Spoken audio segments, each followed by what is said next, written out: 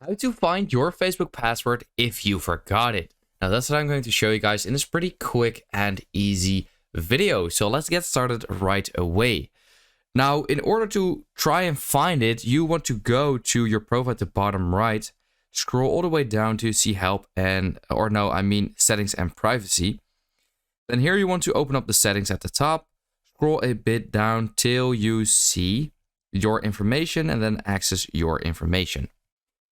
Now, right over here, you can already see password at the search tabs. If that's not here actually, because it says recent searches, then you simply want to search for it yourself. But basically, it looks like you're trying to change your password. So if you click on there, you unfortunately would have to change your password, but of course you have forgotten it.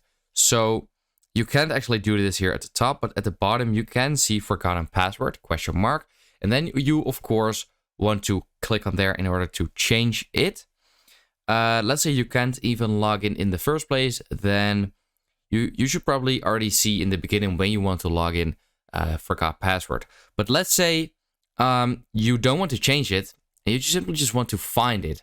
Then what you can do is go to your settings, for example. Now on iPhone, if you scroll all the way down, you can see passwords over here.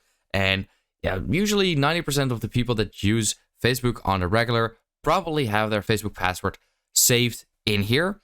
On Android, I believe this is also possible. Maybe not on every single Android, but on most there are. So if I click on passwords and then search for Facebook, you can actually see all your Facebook accounts if you have multiple.